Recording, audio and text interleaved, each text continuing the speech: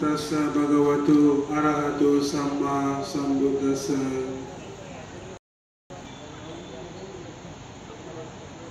नमो बुद्धाय। जय भीम। उपस्थित पूजनीय भिक्षु संघ को मेरा वंदन। उपस्थित श्रद्धावान उपासक उपासिका, आज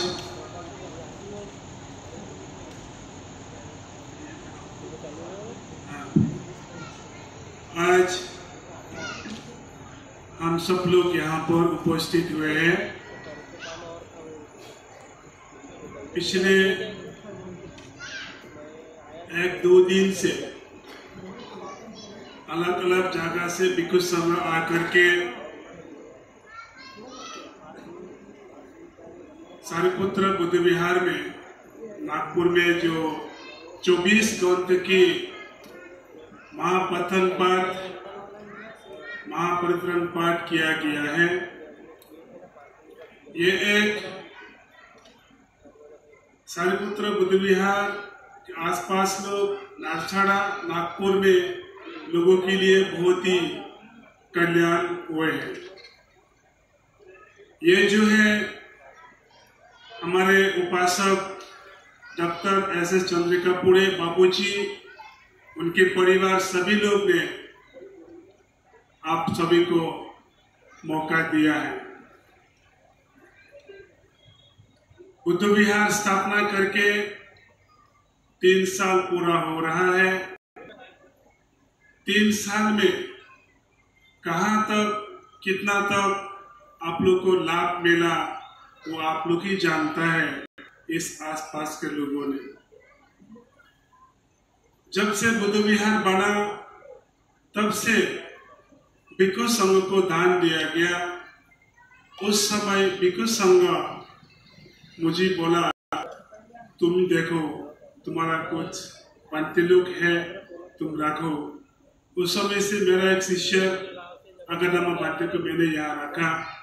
वो भी अभी तक बेचूक नहीं हुआ, फिर भी उन्होंने विहार में रह के जितना तक हो सका उपासक उपासिका लोगों के साथ लगातार पूजा वंदना कार्यक्रम कंटिन्यू रखा है। बुद्ध विहार बनने के बाद बुद्ध विहार का एक्टिविटीज होना चाहिए। सारे नागपुर शहर में बहुत सारे बुद्ध विहार है, ताला लगा है जहां तक मुझे जानकारी है।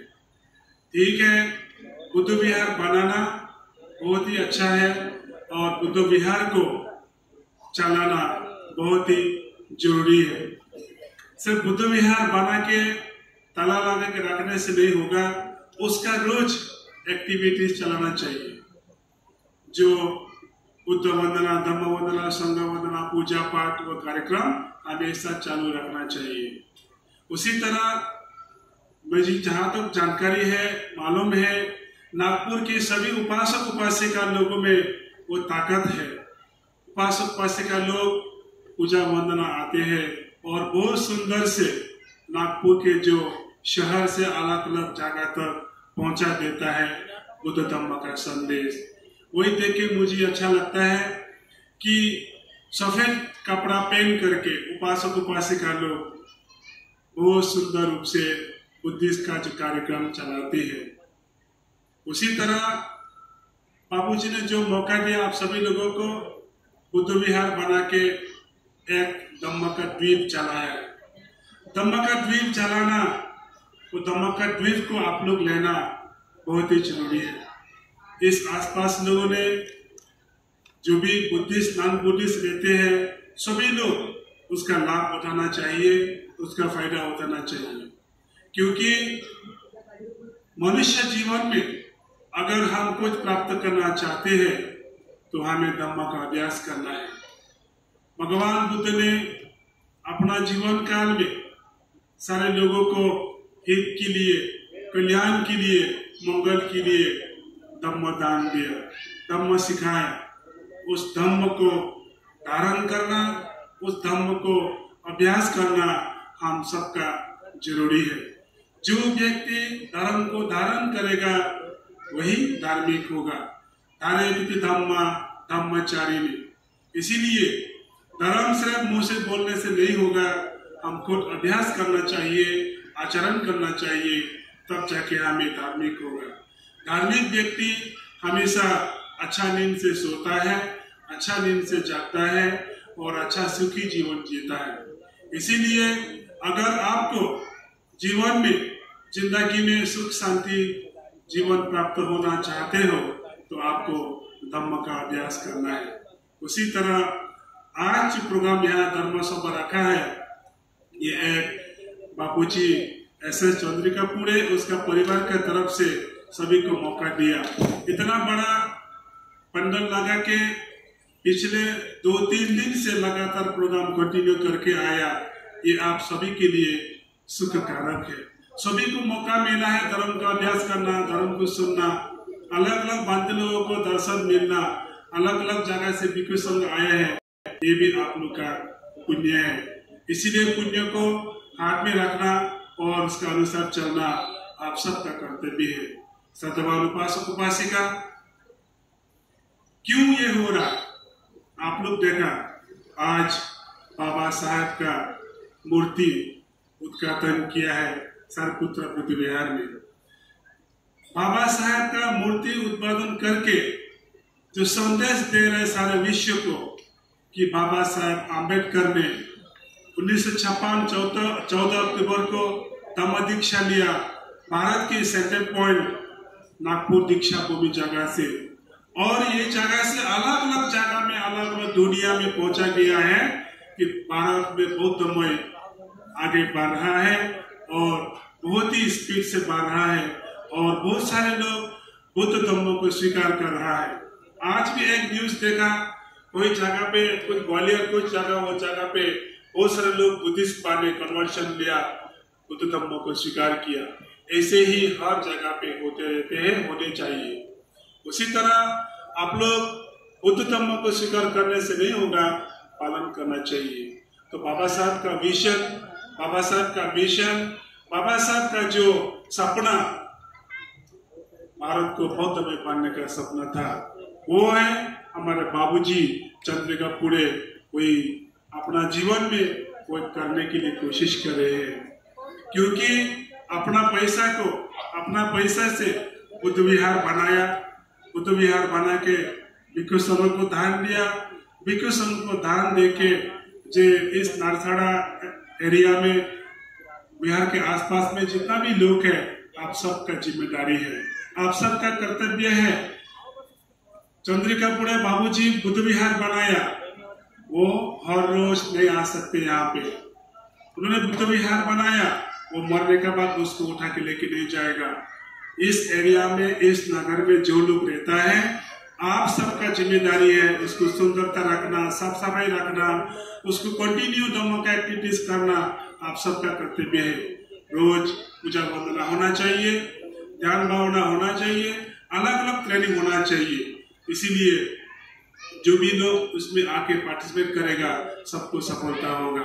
ये बाबूजी ने मौका दिया है हम सबको। इसीलिए मैं भी एक त्रिपुरा का हूँ।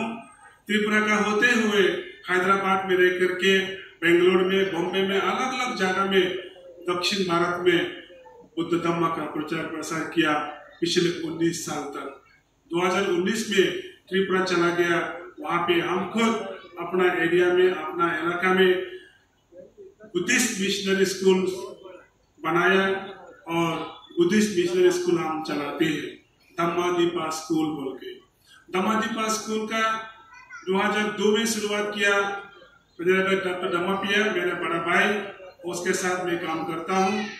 पिछले 22 साल के बाद एक गौरव से हम कह सकते हैं, अभी जो अमोल कामली जी ने बताया कि त्रिपुरा में, नॉर्थ ईस्ट में, सारे भारत में बुद्धिस्ट यूनिवर्सिटी शुरू करने को मिला बौद्ध भिक्षु के द्वारा।